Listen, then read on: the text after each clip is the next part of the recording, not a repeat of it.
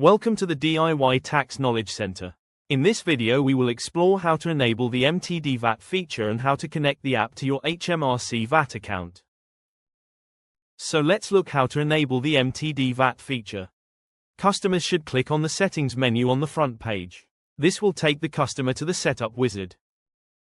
Customers have the option to enable one or both of the MTD services. To enable the MTD VAT feature, ensure that you have switched on the MTD VAT setting on this screen. If you have successfully enabled the MTD VAT feature, the next step in the setup process will take you to the VAT settings screen.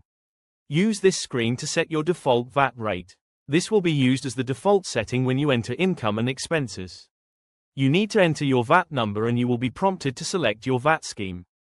To make the app simple, we included an international setting. If you enable this setting, you will be prompted to select where you incurred an expense, and you will also be asked to specify the location of your clients. This information will dictate how we populate this information on the VAT submission screen. Most of our customers do not have international income or expenses, so if this setting is not enabled, it hides a layer of complexity that is not relevant to them.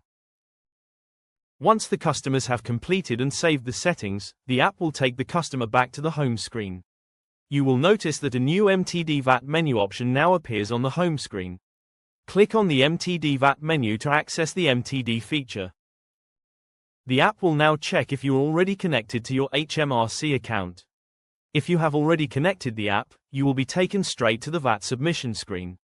If you have not connected the app, a wizard will appear to guide you through the connection process. This wizard will prompt you to enter your VAT number, your VAT scheme, and then you should click on the Connect button. The most common mistake that customers make on this screen is that they type in their HMRC login instead of their VAT number.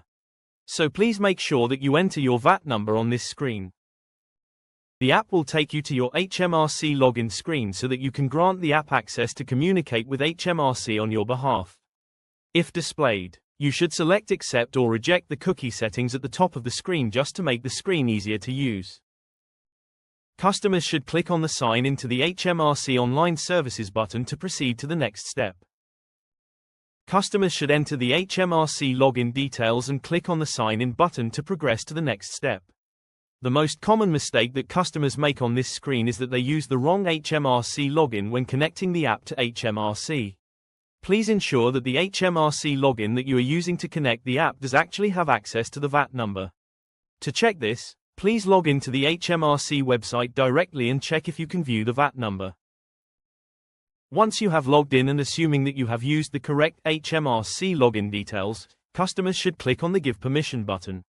By doing this, HMRC will send our app a long encrypted token that we will use to exchange information on your behalf.